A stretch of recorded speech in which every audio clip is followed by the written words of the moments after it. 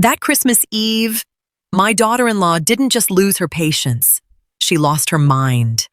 She sat at my table in my house and calmly told me it was time for me to get out. My son didn't say a word. Neither did I. Then I pulled the envelope from my cardigan pocket, ripped it in half right in front of their eyes, and stood up. It wasn't until I reached the front door that they finally realized exactly what had just been destroyed. The holiday china gleamed under the soft candlelight, but the air in the dining room was absolutely freezing.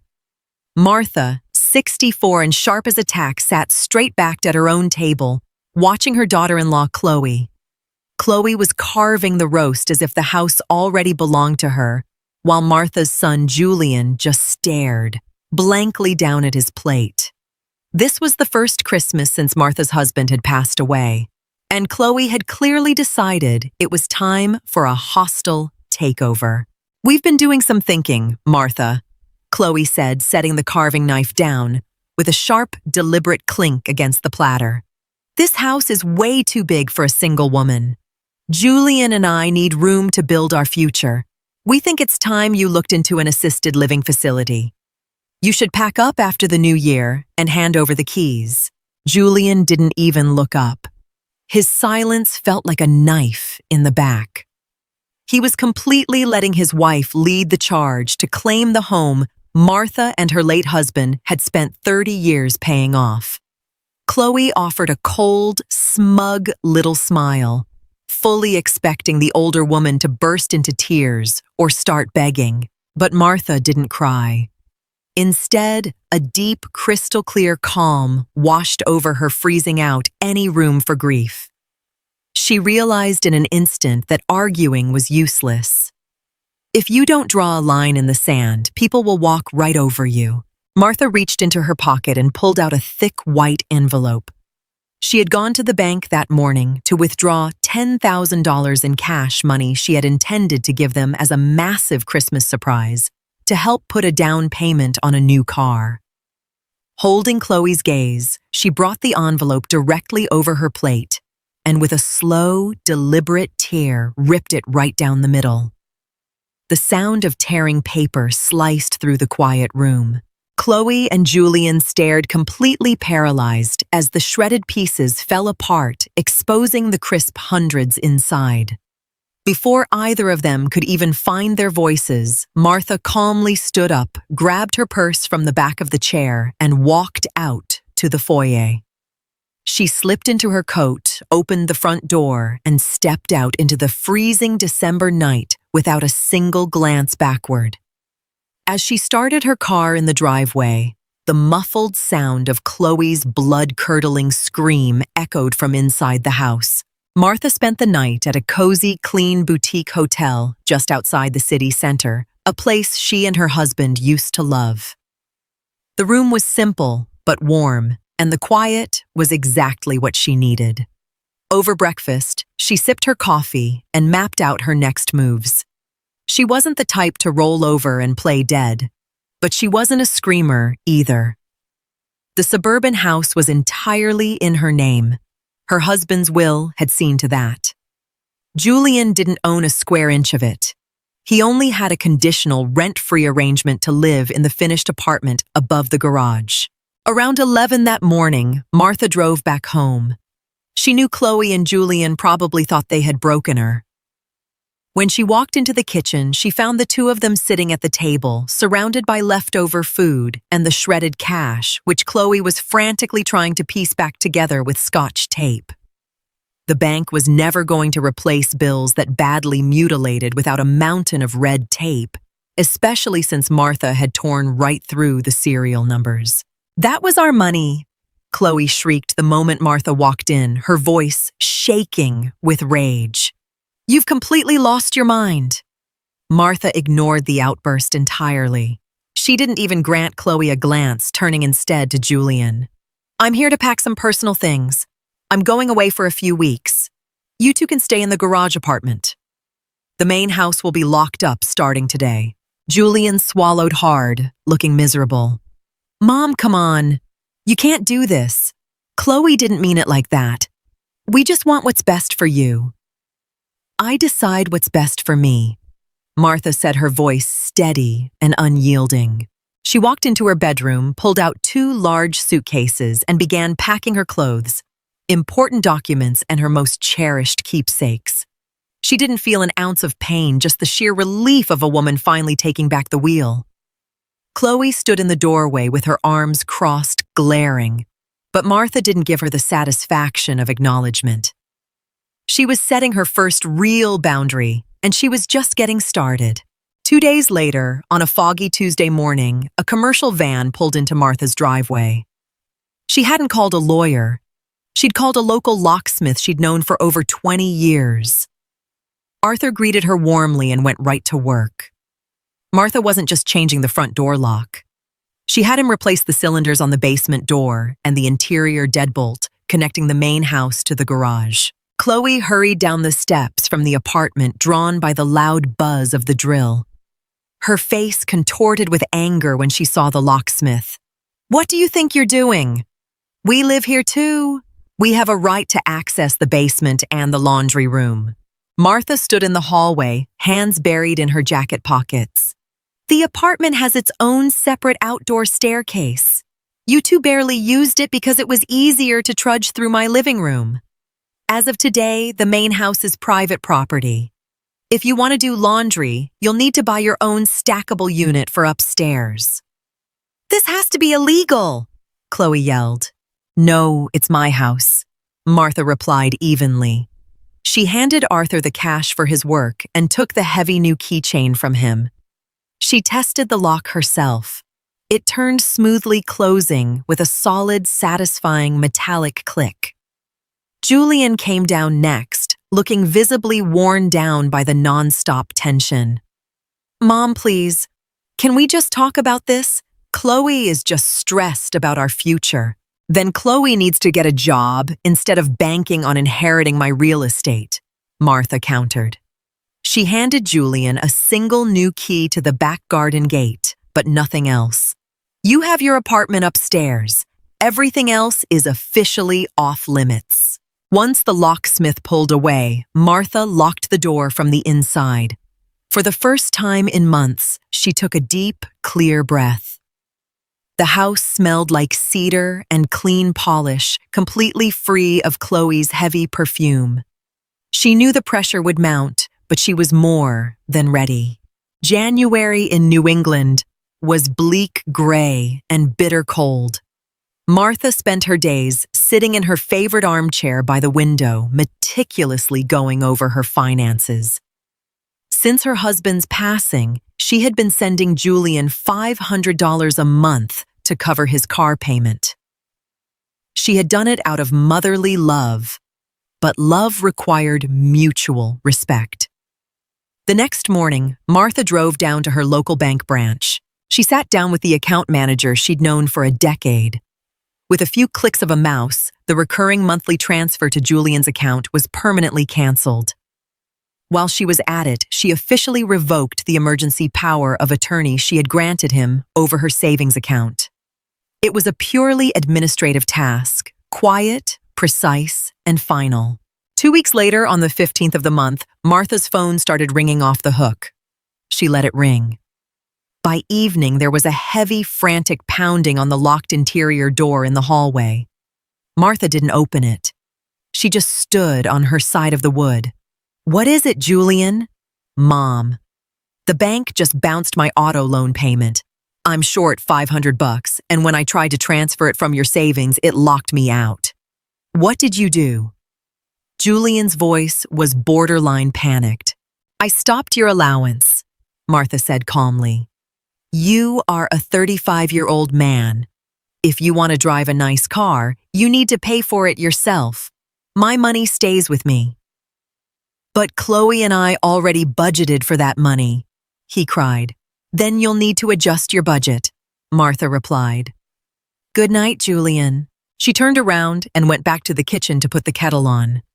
She didn't feel a pang of guilt. Julian had sat by and watched his wife try to evict her from her own home. It was time for him to find out what life looked like without his mother's safety net. The faucet was officially dry. As winter dragged on, the dynamic on the property shifted drastically. Because the main house was locked tight, Chloe and Julian had to haul all their groceries up the narrow, icy metal staircase on the outside of the garage. One snowy Saturday afternoon, Martha watched from her kitchen window as Chloe struggled up the steps with two overflowing canvas bags. She slipped on a patch of black ice, dropped the bags, and watched helplessly as soup cans and apples rolled into the snowbank below. Chloe cursed loudly, looking up at the window. She clearly expected Martha to come running out to help the way she always used to. Instead, Martha stood her ground, took a slow sip of her coffee, and just watched. She didn't open the door. She didn't offer a hand. That evening, Julian knocked on the kitchen window from the back patio. Martha cracked the window open just an inch. "Mom, Chloe sprained her ankle pretty badly. She can barely walk," Julian said, looking exhausted and beaten down. "Can you come up tomorrow and help clean up and maybe cook us something? We're really struggling." Martha looked at her son. Her mind immediately flashed back to Chloe's words. At the Christmas table, pack up after the new year and hand over the keys. "No, Julian," Martha said, her voice leaving absolutely no room for debate. "I am not your maid. If Chloe is hurt, you'll have to step up and handle the cooking and cleaning. You two wanted to be independent. Well, here it is." "But we're family," Julian pleaded. "Family is a two-way street," Martha responded. "You two threw respect out the window. Don't expect favors now." She slid the window shut and pulled the curtains closed.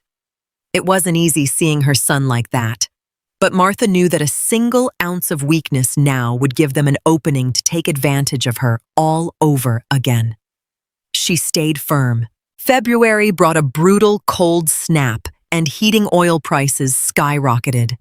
The entire property was heated by a central furnace in the main basement, a bill Martha had always paid in full. Julian and Chloe had always kept their apartment upstairs practically tropical, never giving a second thought to the utility bills.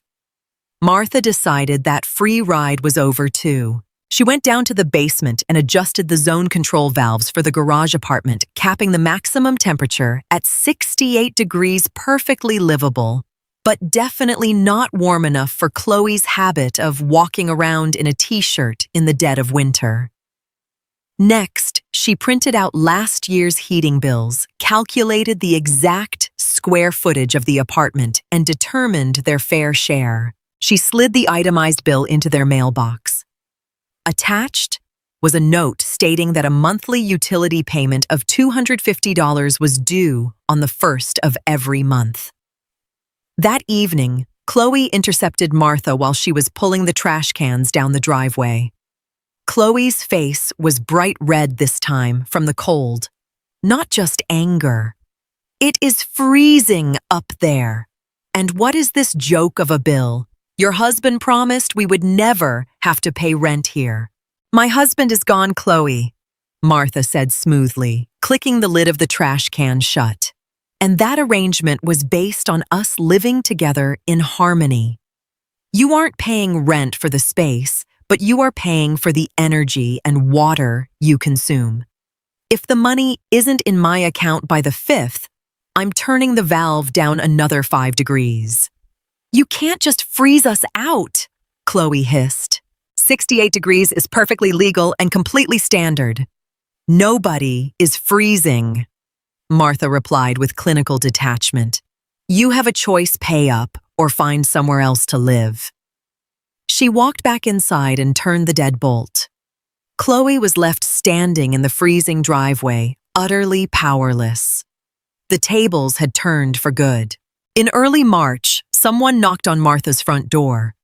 It wasn't Julian, and it certainly wasn't Chloe. Standing on the porch was Arthur Vance, a kind, quiet neighbor from down the street whose wife had passed away a couple of years ago. He was a gentlemanly man who kept a massive vegetable garden that had become a bit too much for him to manage alone. "Good afternoon, Martha," he said, tipping his cap. I was just wondering, since spring is right around the corner, would you have any interest in helping me with the garden this year? My back isn't what it used to be, and everyone knows you have the best green thumb in the neighborhood. Martha smiled a genuine warm smile that she hadn't felt in months. I would absolutely love that, Arthur. Why don't I come by tomorrow morning and we can talk about it over coffee? Chloe happened to be walking down the outdoor apartment stairs just in time to catch the tail end of the conversation. She shot Martha a look that was a toxic mix of judgment and panic. Later that afternoon, while Martha was out front pruning her rose bushes, Chloe marched over to the property line. So, you're stepping out with the neighbor now? Chloe sneered. Aren't you worried about what the neighborhood will say? Your husband hasn't even been gone a year. Martha stopped, laid her pruning shears down on the grass, and looked Chloe dead in the eye. Her voice was quiet, but it cut like ice. What I do with my life is absolutely none of your business, Chloe. Focus on your own problems. And don't forget, utilities are due tomorrow. Don't be late. Chloe choked back whatever she was going to say next, visibly rattled by Martha's total lack of fear. The days when Martha cared about small-town gossip were long gone. She was reclaiming her life, and she wasn't letting Chloe's poison back into it. She turned her back and went right back to her roses, leaving Chloe to slink back upstairs in shame. By mid-March, things upstairs had become incredibly grim. Julian's car had been repossessed because he couldn't keep up with the payments. He was forced to take the city bus to work, adding a brutal 2 hours to his daily commute. Meanwhile, Chloe spent her days brooding in the apartment. The upscale boutique where she worked part-time had laid her off. The sudden lack of disposable income and luxury led to explosive arguments upstairs, the muffled shouting occasionally drifting down through Martha's ceiling. One evening, Julian knocked quietly on the kitchen door. When Martha opened it, she saw he was crying. He looked disheveled, his eyes bloodshot and heavy. "Mom, please, I can't take this anymore," he sobbed. "Chloe does nothing but scream at me. We barely have enough money to buy groceries. Can you please just loan us something? Just $1,000 to get us through the month." Martha looked at her son. A mother's heart always aches for her child, but her head remained completely clear. If she folded now, the cycle would just reset. Chloe would realize she still had a leverage point and take the reins right back. "No, Julian," Martha said softly but with absolute finality. "I am not lending you money. You two need to learn to live within your means. If Chloe doesn't have a job, she needs to file for unemployment or go apply at the grocery store down the street." "You've become so cold," he whispered. "No, I just stopped enabling you," Martha countered. "I spent years protecting you from reality, and it made you lose respect for me and my home. This lesson is overdue." Julian turned around without another word and dragged himself back up the stairs. Martha closed the door. It hurt, but she knew this was the only way to shock her son out of his permanent childhood. She held the reins now, and she wasn't letting go. Spring arrived with a burst of warm sunshine melting away the last of the stubborn winter snow. On the final weekend of March, Julian asked if they could talk. This time he came down alone.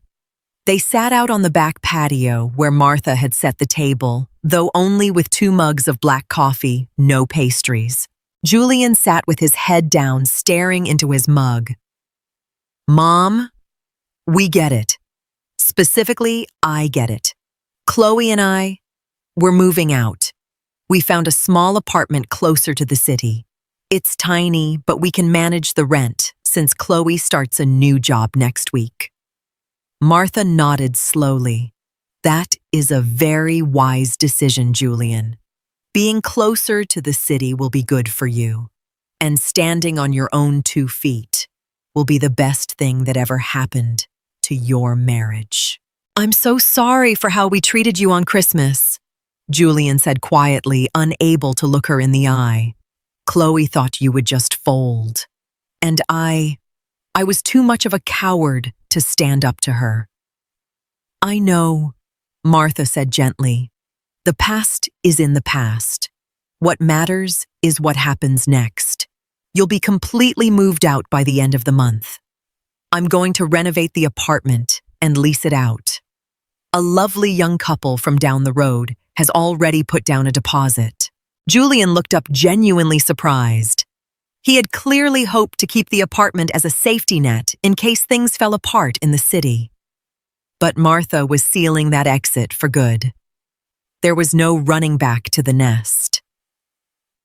Okay, he finally said, taking a deep breath. We'll finish packing this weekend. Martha felt a profound, deep wave of peace wash over her. No screaming matches, no expensive lawyers, no dramatic scenes. Just the quiet, unyielding weight of real-world consequences had solved the problem. She finished her coffee, tilting her face up to enjoy the warm spring sun.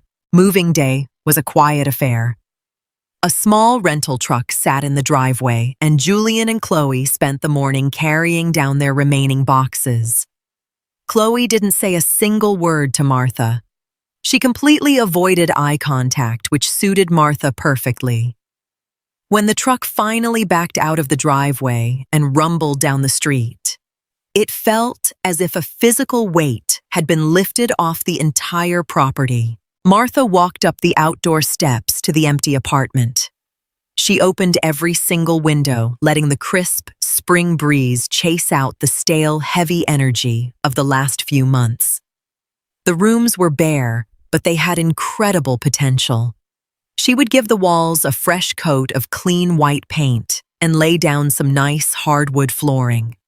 The money she'd saved by cutting off Julian's allowance and collecting utility payments would easily cover the costs. Later that afternoon, Martha walked down the street to Arthur Vance's house. They had agreed to start planting the first round of tomato seedlings in his greenhouse. As she stepped through his garden gate, she felt incredibly light, completely free.